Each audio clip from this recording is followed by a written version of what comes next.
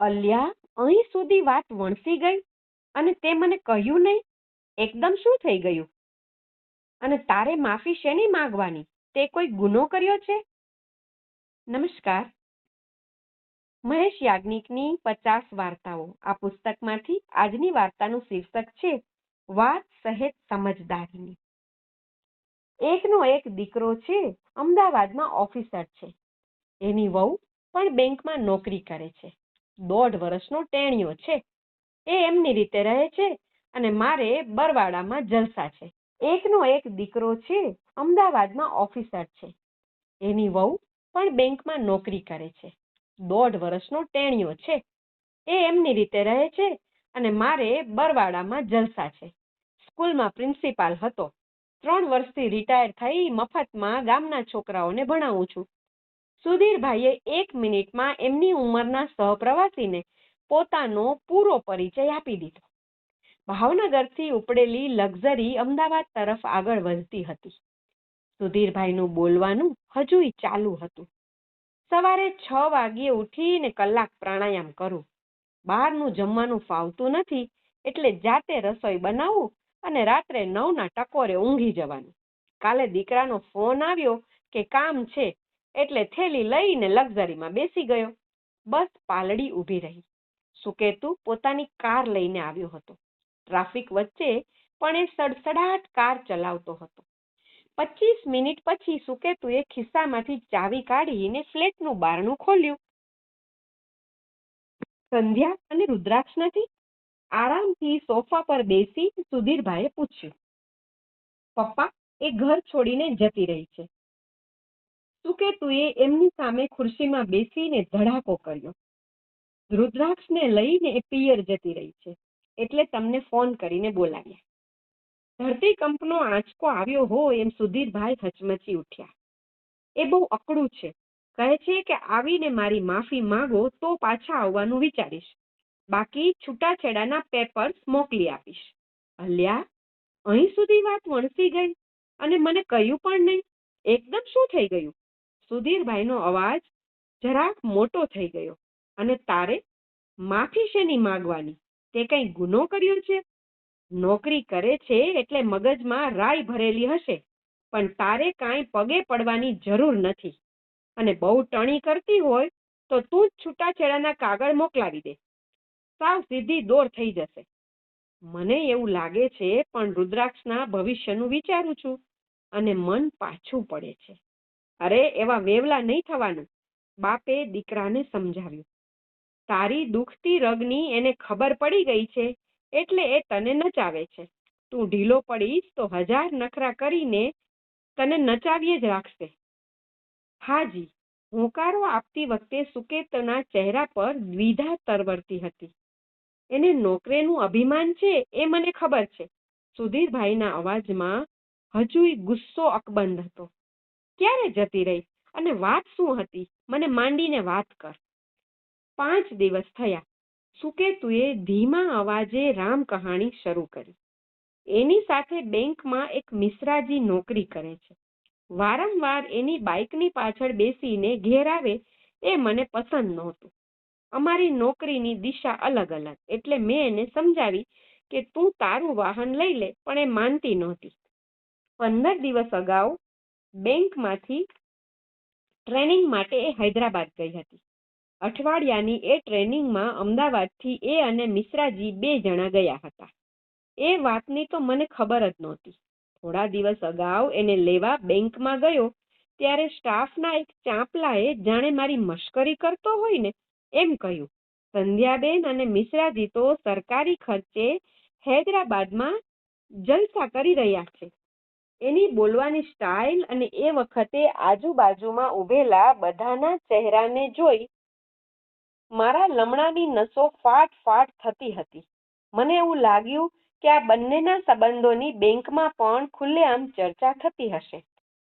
ઘેર આવ્યા પછી આ મુદ્દે ઝઘડો થયો. એણે કહ્યું કે તમને કમળો થયો છે એટલે પીળું દેખાય છે. અમારે એવા કોઈ સંબંધ નથી. અને એનો ખુલાસો સ્વીકારવા હું તૈયાર નહોતો. એમાંથી ઝઘડો વધી ગયો.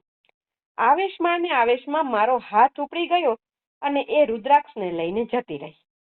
1 મિનિટ માટે ઓરડામાં ભારેખમ મૌન પથરાયેલું રહ્યું. ધીમેથી સુધીરભાઈ બોલ્યા, મારા અને તારા નસીબમાં ઉપરવાળાએ એક સરખી વાર્તા લખી મૂકી છે. બાપે દીકરા સામે જોયું. માત્ર એક ફેર છે. તારી માં તને મૂકીને જતી રહી હતી અને તારી વહુ રુદ્રાક્ષને લઈને ગઈ છે. આજ સુધીમાં આપણે આ વાતની ક્યારેય કોઈ ચર્ચા નથી થઈ. આજે આ વાત નીકળી એટલે હૈયું ખોલવાની અનાયાસે મને તક મળી ગઈ છે. અમારી કથામાં આવું જ બનેલું. હળવો ખોખારો ખાઈ સુધીરભાઈએ 31 વર્ષના દીકરાના ચહેરા સામે જોયું અને એક ઝાટકે 30 વર્ષ પાછળ ખસી ગયા. બરવાડામાં જેચનભાઈ નગર શેઠ હતા. આપણું જૂનું ઘર હતું એની બરાબર સામે એમની હવેલી. વ્યાજ વટાવનો અને કાલા કપાસનો ધંધો. એ વખતે મને મોરબીની હાઈસ્કૂલમાં નોકરી મળેલી. તારી દાદી એટલે કે મારી માં સાવ અપંગ અને ખાટલાવશ, એટલે હું એકલો જ મોરબી ગયેલો. મહિને એકાદ વાર બરવાડા આવું. તારી ઉંમર એ વખતે 1 વર્ષની. ગામના મારા ભાઈબંધો ભૈલુભા અને નાનભા ખાચર. એક દિવસ એણે મને કહ્યું, માસ્તર, તું મોરબીમાં રહે છે અને તારી રૂપાળી બૈરી જેચન જોડે જલસા કરે છે. ગામ નાનું છે અને વાત મોટી છે, એટલે બધા તારા બૈરીના નામ પર થૂ થૂ કરે છે. જાણે આંખો સામે એ દ્રશ્ય સજીવન થતું હોય એમ સુધીરભાઈ સામેની ભીંત તરફ તાકીને બોલતા હતા. ઘેર જઈને મેં તો સીધું પૂછ્યું એટલે તારી માં તો હબકી ગઈ. એણે કહ્યું, જેચનભાઈના ઘરે અવર જવર રહે છે એ વાત સાચી, પણ બાકીની બધી વાત સાવ ખોટી. એણે ભગવાનના સોગંદ ખાઈને કહ્યું, જેચનભાઈ તો મારો ધર્મનો ભાઈ છે. દર બળેવે એને રાખડી બાંધું છું, પણ મારા મગજમાં ભૈલુભા અને નાનભાએ કહેલી વાત ઘુમરાતી હતી, એટલે સાચી વાત કબૂલવા મેં લાકડી હાથમાં લીધી. એ રડતી જાય અને પોતે નિર્દોષ છે એમ ચીસો પાડીને કહે, પણ શંકાને લીધે મારું મગજ ભમી ગયું હતું. આખું ગામ ભેગું થઈ ગયું. અચાનક જાણે પંડમાં માતાજી આવ્યા હોય એમ તારી માં વડ ખાઈને જનૂનથી ઊભી થઈ ગઈ. મારા હાથમાંથી લાકડી ઝૂંટવી લીધી અને ઘા કરીને દૂર ફેંકી દીધી. પછી મારી સામે ટટ્ટાર ઊભી રહી ગઈ. બાળી નાખે એવી નજરે તાકીને એણે જમણો હાથ મારી સામે લાંબો કર્યો. આંસુથી ખરડાયેલો એનો ચહેરો ગુસ્સાથી લાલ ઘૂમ થઈ ગયો હતો. ભગવાન સાક્ષી છે કે હું સાવ નિર્દોષ છું. ધ્રુજતા અવાજે એ બબડતી હતી. તમને મારા ઉપર વિશ્વાસ ના હોય તો મારે અહીં નથી રહેવું. આપણા આ છોકરાને તમે સાચવજો. પગ પછાડીને રડતી રડતી એસટી સ્ટેન્ડ તરફ દોડી અને આખું ગામ જોતું રહી ગયું. એક શ્વાસે આટલું બોલીને સુધીરભાઈ અટકી ગયા. ધ્યાનથી સાંભળતા દીકરાની સામે જોઈ અને ધીમા અવાજે બબડ્યા, બસ એ ગઈ તો ગઈ. એમના ચહેરા પર પીડા પથરાઈ ગઈ હતી. આંખો બંધ કરી 1 મિનિટ ચૂપચાપ બેસી રહ્યા. એ જ ઇતિહાસનું આટલા વર્ષે પુનરાવર્તન થયું. એમણે આંખો ખોલીને દીકરા સામે જોયું. એ તને મૂકીને ભાગી હતી, એ છતાં એને મનાવવા હું કરગર્યો નહોતો.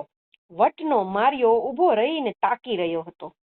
તારી વહુને દીકરાની માયા હશે એટલે એ એને લઈને ગઈ છે. હવે તારે શું કરવું છે એ નક્કી કર. સ્ત્રીના મનને સમજવાનું કામ આપણા ગજા બહારનું છે. તે કંઈક તો વિચાર્યું હશે ને? કંઈ સમજાતું નથી. શું કે તું દ્વિધામાં હતો. આજ સુધીમાં અમારે બીજો કોઈ પ્રોબ્લેમ ક્યારેય થયો નથી. એનું વર્તન યાદ કરું છું ત્યારે મગજ ચકરાઈ જાય છે. સતત થાય છે કે સંધ્યા આવું ના કરે. સ્ટાફના માણસોની વાત સાચી નહીં હોય એમ લાગે છે કે સંધ્યા આવી નથી. બસ, તો પછી 1 મિનિટ બગાડવાની જરૂર નથી. ડોબા, ઊભો થા. બાપે દીકરાને આદેશ આપ્યો. એકલા જતા તારો પગ ઉપડતો ના હોય તો હું તારી સાથે આવું. આવી વાતમાં બહુ તાણવાથી તૂટી જાય. ત્યાં જઈને સોરી કહીને માફી માગી લેવાની. દુનિયા તો આવી દાધા રંગી છે. એમને તો તમાશો જોવા મળે છે. કોઈ સ્ત્રી અને પુરુષ હસીને વાત કરે એટલે એમની વચ્ચે આડા સંબંધ હશે એવું વિચારવામાં લોકોને જલસો પડે, પણ એમની વાત માનીએ તો આપણું ઘર ભાંગે અને જિંદગીભરનો પસ્તાવો રહી જાય. સમજ્યો? સુધીરભાઈએ દીકરા સામે જોયું. ગળું ખોખારીને એમણે આગળની વાત કહેવા માટે હિંમત ભેગી કરી. આજ સુધી હું મારી જાતને માફ નથી કરી શક્યો. ગામના ઉતાર જેવા બે માણસોએ મારું મગજ ભમાવ્યું. એમની વાત માનીને મેં તારી માં ઉપર શંકા કરી અને એને જોડી નાખી. ચારિત્ર્યના મુદ્દે સાવ ખોટી રીતે આખા ગામ વચ્ચે અપમાનિત થયેલી એ ગરીબડી સ્ત્રી શું કરે? મેં જે વર્તન કર્યું હતું એ પછી ખોબા જેવડા ગામમાં જીવવાનું એના માટે મુશ્કેલ હતું. એના પિયર ભાવનગર જવાને બદલે બીજા દિવસે બોટાદ જઈને એણે ટ્રેનના પાટા નીચે પડતું મૂકેલું. પોતાની નિર્દોષતા સાબિત કરવા માટે એ ગભરૂ સ્ત્રી પાસે આત્મહત્યા સિવાય બીજો કોઈ ઉપાય નહોતો. પુરુષ સહજ શંકાથી હું તો સાક્ષાત રાક્ષસ બની ગયો હતો. એ કરગરેલી, તોય એની વાત માનવાની મારી તૈયારી નહોતી. પારાવાર પસ્તાવાથી પીડાતા સુધીરભાઈએ નિરાશાથી માથું ધૂણાવ્યું. હજુય ઘણી વાર રાત્રે સપનામાં આવે છે. મને પૂછે કે તમે મારા માટે આવું વિચાર્યું? મારા ઉપર તમને આટલોય ભરોસો નહોતો? અને એ વખતે ઊંઘ ઉડી જાય. શરીર પરસેવે રેબ થઈ જાય છે દીકરા. અને એ નિર્દોષને સ્વપ્નમાંય જવાબ આપવા માટે મારી કોઈ લાયકાત નથી હોતી. અને હવે લાખ પસ્તાવો કરું ને તો એ ભૂલ સુધરવાની નથી. સુધીરભાઈએ ઊભા થઈને દીકરાના ખભે હાથ મૂક્યો. દુનિયાએ તો સતી સીતાને પણ નહોતી છોડી. લોકો ગમે તે કહે, આપણે આપણા મનની વાત સાંભળવાની. એક વાત સમજી લે, પોતાનો ઘર સંસાર સળગાવીને પિયરમાં રહેવાની હોશ કોઈ સ્ત્રીને નથી હોતી. આવેશમાં આવીને આપણે ખોટું આડ મૂકીએ ત્યારે એ તૂટી જાય છે. એ આક્ષેપ સહન કરીને સાથે જીવવાનું કામ એના માટે મોત જેવું બની જાય છે. જૂઠા આક્ષેપથી રૂવાડે ઝાડ લાગે ત્યારે ના છૂટકે એ ઘર છોડવાનું વિચારે. એ પછી સમય વીતે એમાં મનની ગાંઠ કેન્સર જેવી બની જાય અને છેવટે ઘર ભાંગે. સુધીરભાઈએ દીકરા સામે જોયું. ચાલ, ઊભો થા અને મોટર ચાલુ કર. આમેય મને બહાર જમવાનું ફાવતું નથી. વેવાઈને ત્યાં જો આગ્રહ કરશે તો ત્યાં જ જમી લેશું અને રુદ્રાક્ષ અને સંધ્યાને લઈ અને વેલાસર ઘર ભેગા થઈ જઈએ. દરેક પતિ પત્નીએ અને દરેક માતા પિતાએ આ વાર્તા એક વખત જરૂર સાંભળવી જોઈએ. જો આપને વાર્તા ગમી હોય તો ચોક્કસ આપના મિત્રો સાથે શેર કરો, કારણ કે ઘરો તૂટે છે શંકાથી અને નાનકડી સમજદારીથી એ ઘર સંધાઈ પણ જાય છે. ચાલો ફરી મળીશું એક નવી વાર્તા સાથે.